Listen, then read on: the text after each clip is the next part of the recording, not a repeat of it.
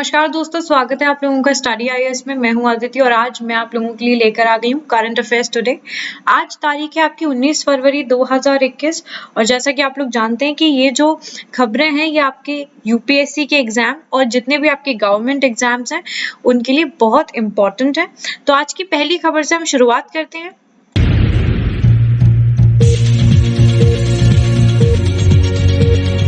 पहली खबर आपकी बात करती है कि अजय माथुर को अंतर्राष्ट्रीय सौर गठबंधन का अगला महानिदेशक नियुक्त किया गया है।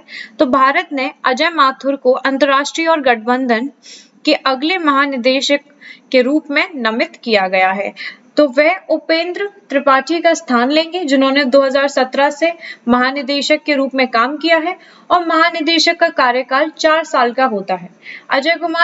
अजय माथुर वर्तमान में नई दिल्ली स्थित the energy and research institute के प्रमुख हैं। तो अंतर्राष्ट्रीय सौर गठबंधन एक ऐसा गठबंधन है जिसकी शुरुआत भारत ने वर्ष 2015 में की थी और इस गठबंधन का प्रस्ताव पीएम मोदी ने दिया था। तो ये जो गठबंधन है उसका उद्घाटन वर्ष 2016 में फ्रांसीसी राष्ट्रपति फ्रांसवा ओलांद और पीएम नरेंद्र मोदी द्वारा किया गया था। तो वर्तमान में जो आपका अंतर्राष्ट्रीय सौर गठबंधन है वह 121 सदस्य देश है। इसका मुख्यालय हरियाणा के गुरुग्राम में है। अगली खबर की तरफ आगे बढ़ते हैं।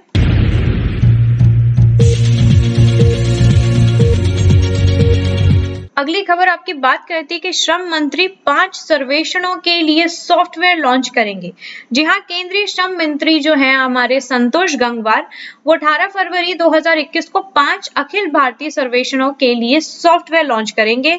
तो सर्वेक्षण में प्रवासी और घरेलू कामगारों का डेटा भी शामिल होगा और श्रम मंत्री सभी 5 अखिल भारतीय सर्वेक्षणों के लिए प्रश्नावली के साथ अनुदेश पुस्तिका भी जारी करेंगे। तो सर्वेक्षण का संचालन श्रम ब्यूरो द्वारा किया जाएगा और इन अखिल भारतीय 5 सर्वेक्षणों में शामिल है प्रवासी श्रमिक, घरेलू कामगार, पेशेवरों द्वारा उत्पन्न रोजगार, परिवहन क्षेत्र में सृजित रोजगार और त्रैमासिक स्थापना आधारित रोजगार सर्वेक्षण।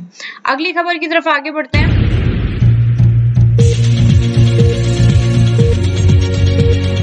अगली खबर है आपकी कि पृथ्वी विज्ञान मंत्रालय ने ड्राफ्ट ब्लू इकोनॉमी पॉलिसी पर सुझाव आमंत्रित किए हैं।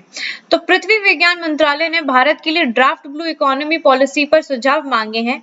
तो ये एनजीओ, उद्योग, शिक्षाविदों और नागरिकों जैसे आपके जो हितधारकों को 27 फरवरी 2021 तक अपने विचार प्रस्तुत करने के लिए कहा गया था। तो जो ड्राफ्ट ब्लू इकोनॉमी है पॉलिसी है वो सरकार द्वारा उस विजन और रणनीति को रेखांकित करते हुए बनाई गई थी जिसके द्वारा देश में उपलब्ध समुद्री संस्थानों का उपयोग किया जा सके और इस नीति को भारत की जीडीपी में नीली अर्थव्यवस्था के योगदान को बढ़ाने के उद्देश्य से तैयार किया गया है। तो ये तटीय समुदायों के जीवन को बेहतर बनाने और समुद्री जो जैव विविधता है उसको संरक्षित करने का प्रयास भी करती है। तो यह समुद्री क्षेत्रों में संसाधनों की राष्ट्रीय सुरक्षा को भी बनाए रखेगा और ब्लू इकोनॉमी के ड्राफ्ट में 7 विषयगत क्षेत्रों की मान्यता दी गई है। ठीक है, अगली खबर की तरफ आगे बढ़ते हैं।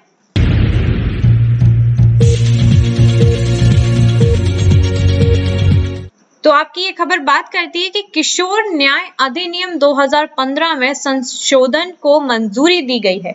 जी हाँ, केंद्रीय मंत्रिमंडल ने 17 फरवरी 2021 को किशोर न्याय देखभाल और बच्चों के संरक्षण अधिनियम 2015 में संशोधन को मंजूरी दी है और इस संशोधन का प्रस्ताव है कि डीएम और एडीएम उन एजेंसियों के कामकाज की निगरानी करेंगे जो प्रत्येक जिले में इस अधिनियम को लागू कर रही हैं।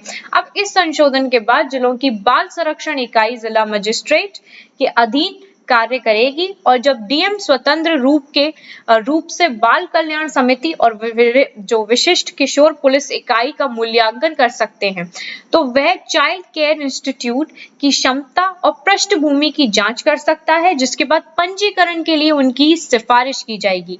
तो यह संशोधन जुवेनाइल जस्टिस एक्ट की धारा 61 के अनुसार गोद लेने के आदेश जारी करने के लिए भी जिला मजिस्ट्रेट और अतिरिक्त जिला मजिस्ट्रेट को अधिकृत करते हैं। तो यह जो मामले हैं उनके त्वरित निपटान को सुनिश्चित करेगा और जवाबदेही भी बढ़ाएगा।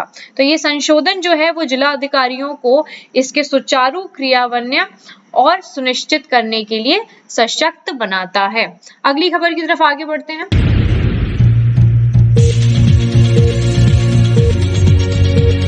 तो आज की अगली और आखिरी खबर है कि भारत सार्क की वर्चुअल बैठक की मेजबानी करेगा। जी हाँ, भारत दक्षिण एशियाई क्षेत्रीय सहयोग संगठन सार्क की सदस्य देशों के साथ वर्चुअल स्वास्थ्य सचिव स्तर की बैठक की मेजबानी करेगा। यह बैठक 18 फरवरी 2021 को आयोजित की जाएगी और इस बैठक के दौरान सदस्य देश को कोविड-19 संकट पर चर्चा करेंगे। इस बैठक में भाग लेने के लिए पाकिस्तान भी आमंत्रित किया गया है। तो इस बैठक कोविड-19 प्रबंधन और महामारी की प्रतिक्रिया से जुड़ी चुनौतियों पर चर्चा की जाएगी और सदस्य देश महामारी के संबंध में सर्वोत्तम प्रथाओं का आदान प्रदान करेंगे। तो मार्च 2020 में सार्क क्षेत्र के राष्ट्राध्यक्षों के एक वीडियो सम्मेलन के दौरान प्रधानमंत्री नरेंद्र मोदी ने कोरोना वायरस आपातकालीन निधि कोविड-19 संकट का भी प्रस्ताव किया था।